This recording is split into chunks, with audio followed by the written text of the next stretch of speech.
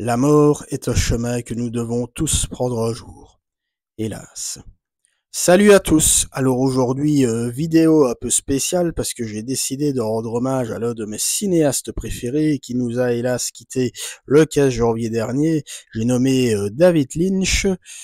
Et donc, quoi de mieux pour lui rendre hommage que de revenir sur les 10 films qu'il nous a légués. Je ne reviendrai pas sur la série Twin Peaks pour la simple et bonne raison que, voilà, c'est une série et que je reviendrai probablement un jour sur elle lors de, voilà, de mon concept un mois, une série. Mais voilà, en attendant, je vais parler des 10 films que nous a légués Maître Lynch.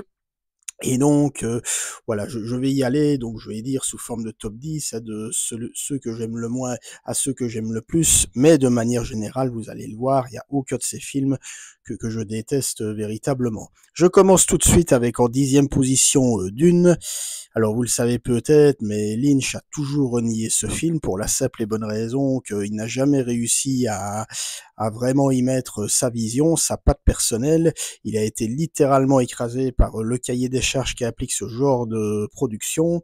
Il a eu les pieds et poiliers, si je puis dire, par le producteur Dino De Laurentiis.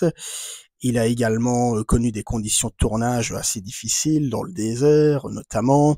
Il s'est également pris la tête avec certains acteurs aux égos assez surdimensionnés, et on sent qu'à l'arrivée, on a un vrai film malade. Alors j'ai envie de dire, c'est plus un film malade qu'un film raté, parce que même s'il y a des poids, bon voilà, les effets spéciaux, on va pas se mentir, ont assez mal vieilli.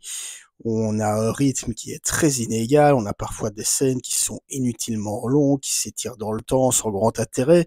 Mais là où Lynch, je trouve, s'en sort avec les honneurs, c'est dans la description de certains de ses personnages, à commencer par le baron Harkonnen, qui est vraiment le grand méchant de l'œuvre de Frank Herbert.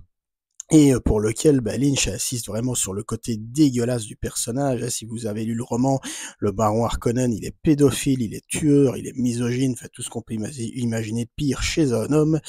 Et ici, il va beaucoup insister sur le côté repoussant de son personnage, avec son visage couvert de grosses pustules, son ventre, son gros ventre, voilà, son obésité morbide, etc.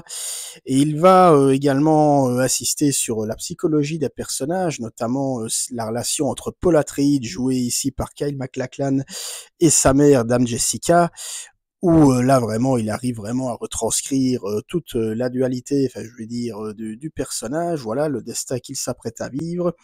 Et c'est là que pour moi viennent les meilleurs moments du film, mais pour le reste, voilà, on est clairement face à un film malade, et voilà, malheureusement. Alors en neuvième position, Sailor et Lula, sorti en 1990, Palme d'Or cette année-là au Festival de Cannes. Alors là, on est vraiment dans un road movie pur jus, une sorte de croisement entre Bonnie and Clyde et Tueur né d'Oliver Stone avant l'heure, où on a voilà, un couple absolument déjanté, Sailor et Lula, respectivement incarnés par Nicolas Cage et Laura Dern, qui vont donc prendre la fuite après que la mère de Lula ait décidé de les traquer, en l'envoyant un tueur à leur trousse. Et alors là, on va se retrouver dans un road movie complètement barré, avec son lot de personnages complètement frappadailles, commencer par Willem Dafoe, qui est absolument répugnant dans tous les sens du terme.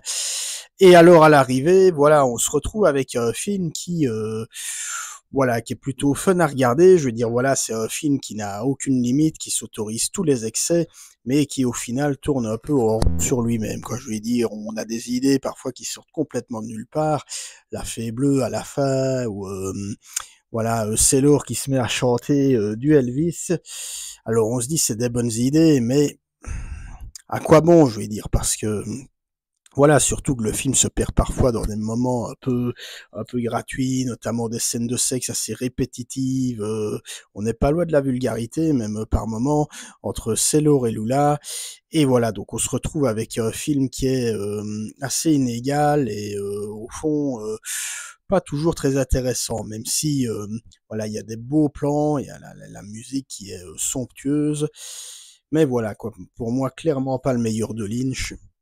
mon sens. En 8e position, Inland Empire, qui est donc son tout dernier film, hein, donc sorti en 2007, où là pour le coup je trouve que Lynch, à l'inverse de Mulholland Drive et Lost Highway, où il avait vraiment réussi à trouver le parfait équilibre entre narration et expérimentation.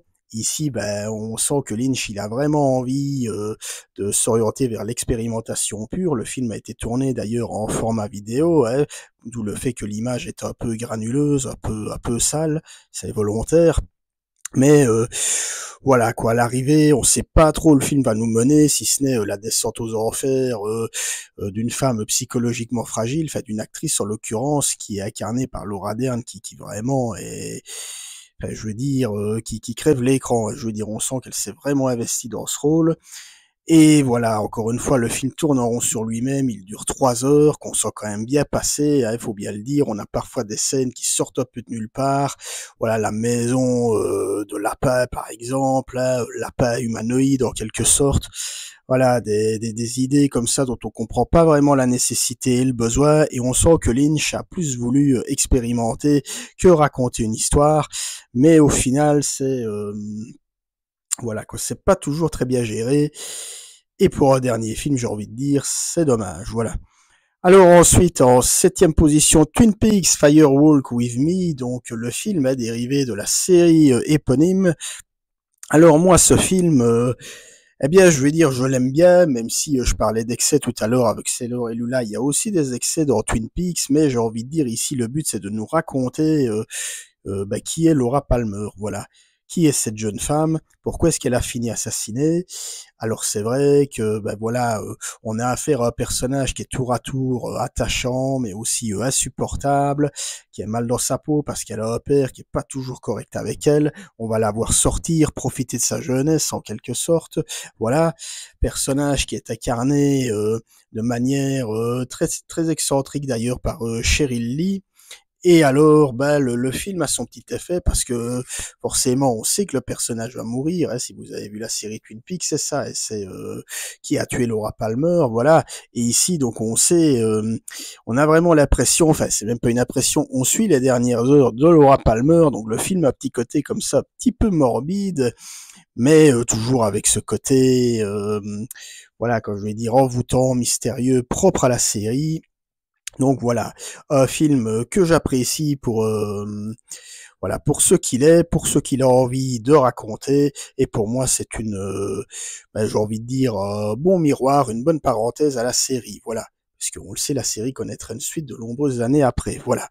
Alors en 6e position, une histoire vraie, considérée comme le moins lynchien de tous les films de Lynch, et pourtant je veux dire, la patte Lynch y est reconnaissable entre mille. Alors c'est vrai que voilà, à travers cette histoire d'un vieux monsieur, donc Alvin Strait, qui part avec son tracteur faire un dernier adieu à son frère, joué par Harry Dean Stanton, qui se meurt d'un cancer.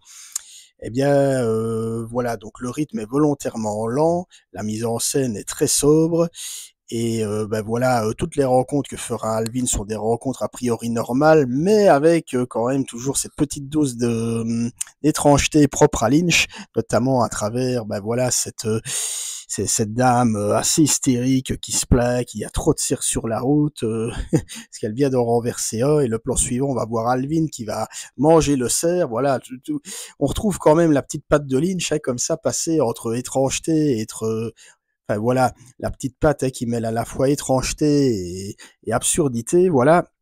Et encore une autre séquence que je trouve vraiment brillante, où on va voir Alvin et un autre vieux monsieur discuter de leurs souvenirs de guerre. Et alors là, idée que je trouve géniale, on va entendre des bruits de mitraillettes, de cris de guerre, voilà, pour illustrer ces souvenirs. Je vous dis, même dans ce film qui est vraiment en apparence le plus sobre et le plus calme de Lynch, on sent qu'on est vraiment chez lui, quoi. D'autant plus que le film traite quand même de sujets assez difficiles, comme la mort, la vieillesse, le traumatisme aussi, à travers le personnage de la fille de Alvin, jouée par Sissy Spacek, qui est traumatisée depuis la mort accidentelle de son mari et de ses enfants, et un film qui est très émouvant. D'ailleurs, je ne vous cache pas que la scène finale fait toujours son petit effet, me met toujours les larmes à l'œil. Voilà, donc une histoire vraie, un vrai film de Lynch à mon sens, voilà. En 5e position, Eraserhead, donc son tout premier film réalisé en 1977 où là on a vraiment tous les thèmes de Lynch à venir quoi. La frontière entre la réalité et le rêve qui se substitue au cauchemar, euh, la folie latente aussi. Alors le thème sous-jacent de ce film où on peut voir diverses interprétations, et c'est très clairement la paternité. On a ce personnage interprété par Jack Nance qui peut se voir comme le double fictif de David Lynch, même coiffure, même type de visage, hein, aussi un petit peu comme ça allongé, qui va se découvrir père, voilà, d'un enfant, enfin d'un fœtus plutôt difforme, un fœtus absolument monstrueux, hein, une espèce comme ça de vieux poissons comme ça qui malsain, qui n'arrête pas de crier tout le temps. Enfin, voilà, si vous avez envie de devenir parent, ne regardez pas, j'ai envie de dire ce film, mais on sent qu'au-delà de tout ça, il y a déjà il y a tout un travail au niveau du son. On a voilà Lynch qui va insister sur les bruits de crépitement du radiateur, sur les pleurs du bébé, enfin du fœtus qui n'arrête pas de couiner tout le temps, des grands plans sur ce visage comme ça. Assez difforme. Voilà, donc un film dont on ne sort pas indemne, mais qui raconte vraiment quelque chose. Voilà, c'est vraiment déjà voilà, en un film, Lynch balance déjà, si je puis dire, toutes ses obsessions d'auteur et vraiment. Mais si vous ne connaissez pas son œuvre, ne commencez pas par celui-là. Voilà, c'est le meilleur conseil que je peux vous donner. Alors, en 4e position, Mulholland Drive, sans doute le film de Lynch le plus commenté et assurément le des plus commentés également d'Internet. Hein. Il y a énormément de vidéos YouTube et d'articles qui circulent dessus. Alors que j'ai envie de dire qu'au final, alors oui, le film, quand vous le regardez la première fois, est très complexe à suivre. On est vraiment dans un film très labyrinthique. Hein. Alors déjà, on a deux histoires en une, j'ai envie de dire. On est clairement dans un film coupé en deux. Voilà. Et voilà, il est question de double identité, de chantage, de femme fatale, de gangster aussi, où on a vraiment voilà Lynch qui nous décrit Hollywood comme vraiment une monstruosité ambiante, hein, je veux dire, avec des producteurs à la solde des mafieux qui n'hésitent pas voilà, à frapper tout ce qui bouge, y compris les acteurs comme les actrices. Donc voilà, à se demander si Lynch voilà, n'avait pas quelques comptes à régler, j'ai envie de dire, avec Hollywood, mais voilà, on se retrouve avec un film vraiment à la mise en scène vraiment impressionnante, voilà, où on oscille systématiquement entre le rêve, la réalité et aussi le fantasme, et aussi tout ce mystère autour de cette Rita, hein, jouée par Laura Elena Haring, qui a un passé apparemment assez lourd, qui va se lier d'amitié, et plus encore avec Betty, jouée par Naomi Watts, cette aspirante actrice.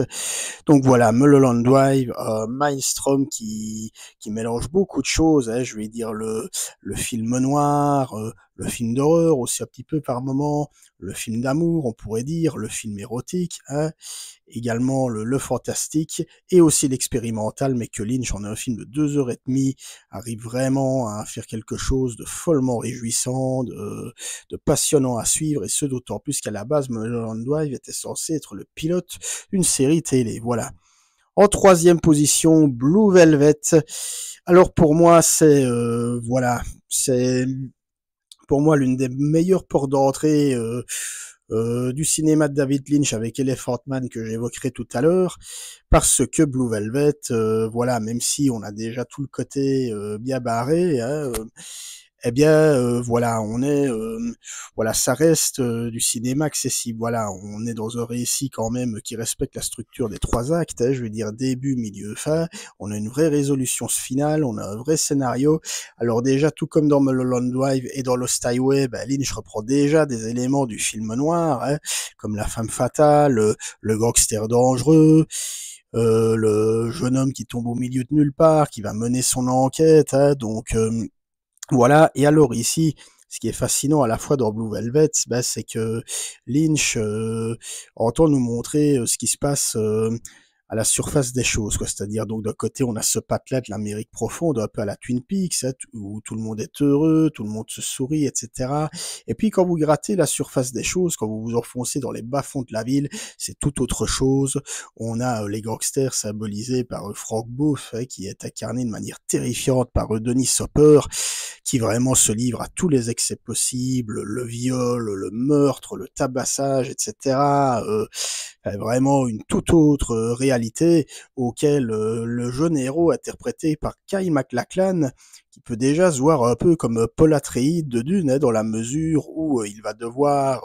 c'est un peu un récit initiatique, je vais dire Blue Velvet, dans la mesure où on va voir un jeune homme qui va être amené à devenir littéralement un homme, avec tout ce qu'il va connaître devant lui. Il va être amené à se dépasser psychologiquement, et donc voilà, on a vraiment un film, encore une fois, fascinant à regarder, et qui constitue vraiment pour moi le premier fer de lance, j'ai envie de dire, du cinéma de David Lynch, tout en restant, je le disais, accessible au grand public, avec quand même déjà quelques petits éléments, voilà, bien déjantés, propres à Lynch, que je ne dévoilerai pas. Voilà, pour garder la surprise. En deuxième position, Elephant Man, sorti en 1982. Alors, pour moi, ce film, c'est vraiment... j'ai envie de dire, c'est presque un chef-d'œuvre pour moi, ce film. Vraiment, Lynch arrive à nous émouvoir sans sombrer dans le pathos à travers cette histoire vraie de John Merrick, hein, surnommé Elephant Man, hein, l'homme éléphant, en raison de sa difformité, où vraiment Lynch prend le parti de la tolérance. Hein, c'est le but du film, c'est de nous montrer, je vais dire, l'émancipation d'un homme rejeté pour sa difformité, qu'on prend pour un monstre, alors que finalement, en tombant sur de bonnes personnes, à l'instar de ce médecin interprété également de manière très sobre par Anthony Hopkins, et par cette dame interprétée par Anne Bancroft, qui était d'ailleurs l'épouse de Mel Brooks qui a produit Elephant Man, hein, comme quoi ça peut surprendre, mais Mel Brooks qui ne faisait pas que de la parodie, voilà.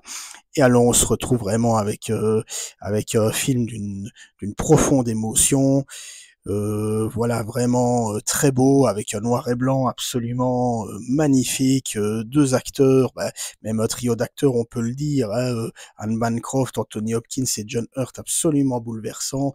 Tout, voilà, et cette phrase, hein, vous la connaissez tous, je ne suis pas un animal, je suis un être humain, qui a été reprise par la suite, vraiment magnifique plaidoyer pour en faveur de la tolérance et de l'acceptation, non seulement de soi-même, mais aussi des autres. Voilà. Donc Elephant Man, pour moi, également, j'ai envie de vous dire, c'est peut-être le meilleur film. Voilà, c'est peut-être, si vous avez envie de découvrir l'œuvre de David Lynch, commencez par Elephant Man, parce que j'ai envie de dire, c'est à la fois son film clairement le plus accessible, et en même temps, c'est celui par lequel vous allez découvrir vraiment son génie artistique, que ce soit à travers le maquillage, qui même 40 ans après reste toujours impressionnant, de John Hurt, et également à travers voilà, toute cette émotion, c'est voilà. Donc Elephant Man, jetez-vous dessus, voilà. Et enfin, en première position, Lost Highway, donc réalisé en 1997, où alors là, vraiment, on est dans du Lynch pur jus, encore une fois, hein, Lynch qui va piocher dans le film noir, le double, la femme fatale, la blonde contre la brune, voilà, les gangsters. Alors c'était déjà des thèmes qu'on trouvait déjà dans Blue Velvet, sauf qu'ici, à l'inverse de Blue Velvet, Lynch va pousser plus loin le cœur de l'expérimentation. Donc on va se retrouver, comme dans Mulholland Drive, dans un récit coupé en deux, avec chaque fois deux histoires différentes, mais qui font sens, qui se suivent, et ce d'autant plus qu'ici on est vraiment en pleine schizophrénie, quoi. On a affaire à un personnage, donc Fred Madison, joué par Bill Pullman, qui va littéralement se transformer en un autre personnage beaucoup plus jeune, un certain Pete Dayton, joué par Balthazar Getty, et là on va voir que leurs deux histoires vont se jalonner, vont avoir des points communs, avec en plus en toile de fond, je veux dire, le porno gangrené par la mafia, un peu comme dans Mulholland Drive où c'était le cinéma hollywoodien qui était gangrené par la mafia. Ici, c'est toute l'industrie du porno, avec en plus, j'ai envie de dire, Marilyn Manson en acteur porno. Ça ne s'invente pas, mais voilà, Lost Highway, pour moi, j'ai envie de dire que c'est peut-être le film que je préfère, parce que c'est vraiment celui par lequel j'ai vraiment saisi toutes ces obsessions en tant qu'auteur, plus encore qu'avec Blue Velvet que j'avais connu auparavant. Voilà, mais que ce soit Mulholland Drive, Elephant Man, Lost Highway ou Eraserhead, tout Lynch, j'ai envie de dire, se résume, j'ai envie de dire, d'une part à l'expérimentation, l'émotion et aussi un vrai cinéma très inventif à la fois formellement et narrativement. Lynch, qui en plus d'être un excellent réalisateur, était aussi un très bon créateur. Hein, je vais dire, c'est on n'est pas douté. Ah non, pas douté. Lynch, qui en plus d'être réalisateur et scénariste, était également peintre et sculpteur, donc tout un programme. Donc voilà tout ce que je pouvais dire en termes d'hommage à David Lynch. Vraiment, paix à votre âme. Voilà, je terminerai là-dessus. Voilà, donc si vous avez aimé cette vidéo, comme d'habitude, n'hésitez pas à la liker, à la partager, à me joindre sur les différents réseaux. Quant à nous, on se retrouvera pour de nouvelles aventures, que j'espère plus joyeuses. Voilà. À ciao, bonsoir.